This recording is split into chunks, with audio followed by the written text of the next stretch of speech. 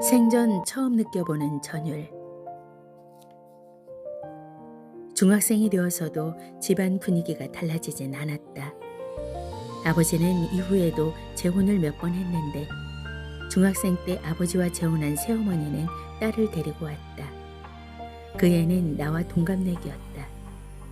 예민한 사춘기 시절이었다.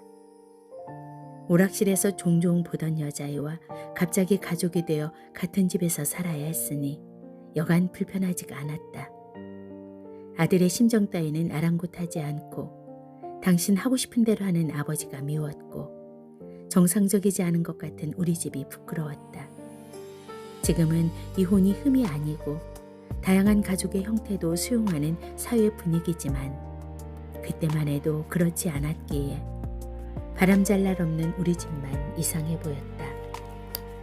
나는 빨리 어른이 되고 싶었고 어른이 되면 반드시 이 집을 떠나리라 다짐했다. 집에 있는 것보다 집 밖에서 보내는 시간이 마음이 편했다. 마음 붙일 곳이 없으니 관심이 없던 공부와는 점점 더 담을 쌓게 되었다. 진로에 대해 함께 고민하고 방향을 제시해줄 사람도 없었다. 운동을 좋아했기에 최고 쪽으로 진로를 잡아야 하나 하고 막연하게 생각하는 정도였다. 마음이 거북이 등껍질처럼 메말라갔다. 마음이 힘들면 눈매도 변하는 법인가 보다. 어릴 땐 눈이 크고 동그래서 서글서글하고 귀엽단 말을 자주 들었는데 사춘기를 겪으며 옆으로 쭉 찢어진 눈매로 바뀌자 웃지 않으면 늘 화난 사람처럼 보인다는 말도 듣곤 했다. 거울에 비친 내 얼굴이 나조차 썩 마음에 들지 않았다. 내겐 아무것도 없었다. 노래 외에는. 그래서 울분이 쌓이면 노래로 풀고 슬픔이 쌓여도 노래로 풀었다. 기댈 곳 없어도 노래만은 좋았다. 좋아하는 노래는 수백 번씩 반복해서 들었다. 중학교 2학년이던 어느 날 CD를 사러 갔다. 평소엔 돈이 부족해 테이프를 들었지만 그날은 좋아하는 가수의 CD를 사려고 별에다가 마음먹고 음반 가게에 갔다. 김범수의 보고 싶다가 실린 CD였다. CD를 사러 간 김에 다른 앨범들도 구경하고 있는데 샘플 CD를 들을 수 있는 곳에 처음 보는 CD가 눈에 띄었다. 외국어가 쓰여있는 CD 재킷에 이상하게 생긴 할아버지의 사진이 있었다. 가수면 잘생기고 세련되어야 한다고 생각했는데 이런 사람도 노래를 하는가 싶어 신기하면서도 궁금했다. CD 재킷에 적힌 이름을 읽어봤다. 파바로티? 생전 처음 듣는 이름이었다. 파바로티라는 이름도 낯설었지만 그때까지 성악가가 부르는 노래라곤 애국가밖에 들어본 적이 없었다. 배는 불룩하고 길게 수염을 기른 할아버지가 세계적으로 유명한 성악가라니 호기심이 생겼다. 지금 생각하면 참으로 기묘하다는 생각밖에 들지 않는다. 그냥 스쳐 지나갈 수도 있었는데 바로 그 순간이 내 운명을 바꾼 갈림길이 되었으니 말이다.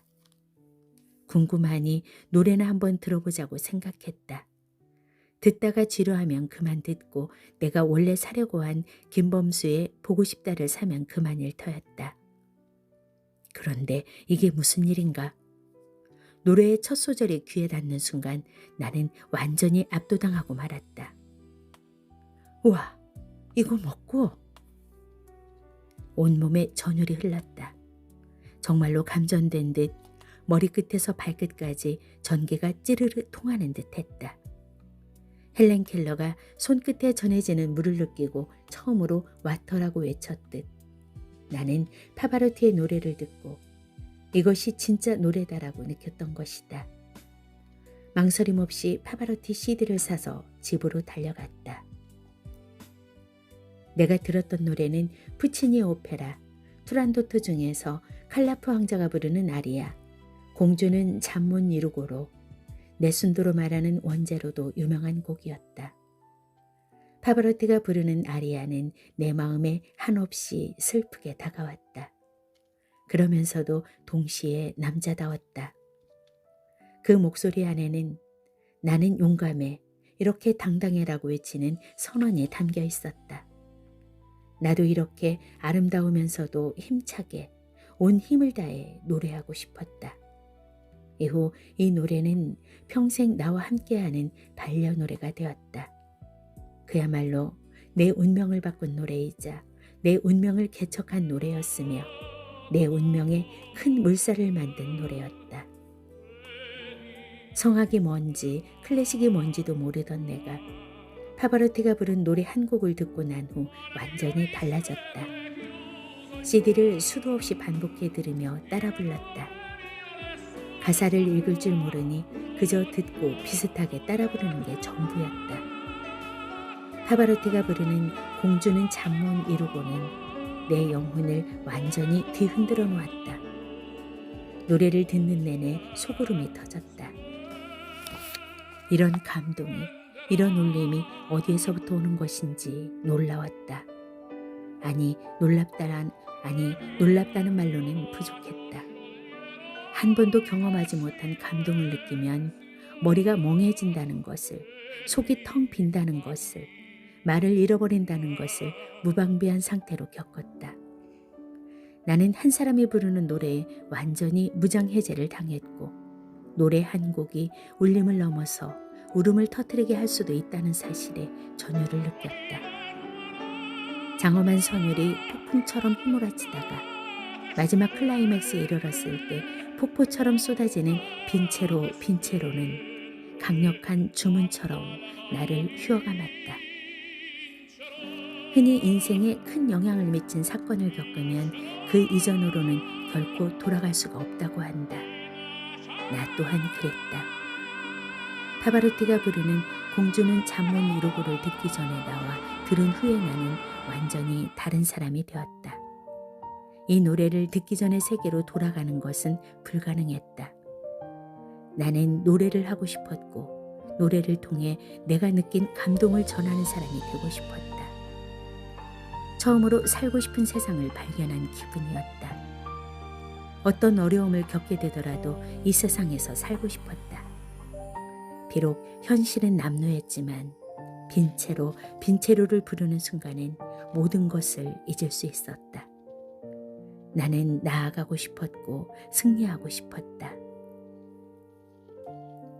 이혼을 해서 각자의 가정을 꾸리고 사는 아버지와 어머니를 함께 보는 날, 나는 예고로 진학하고 싶다는 마음을 밝혔다. 노래를 배우고 싶어요. 크게 떼쓰는 일이 없었던 내가 강하게 나가자 부모님도 어떻게 할 수 없다고 생각하셨는지 여기저기 수소문을 한 끝에 교회에서 합창단 지휘를 하는 장로님을 소개받고 레슨을 받게 해주셨다. 실컷 부를 줄만 알았지 정식으로 음악 교육을 받아본 적은 없었기에 배워야 할 것들이 많았다. 기초적인 발성법부터 실기를 준비하면서 악보 보는 법 등 이론 공부도 병행했다.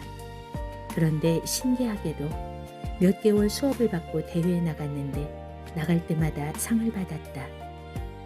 공부를 잘한 적도 없고 그림도 못 그리고 잘한다고 생각한 축구도 입상한 적도 거의 없었는데 가장 좋아하는 노래를 불렀더니 쉽게 상을 탔다.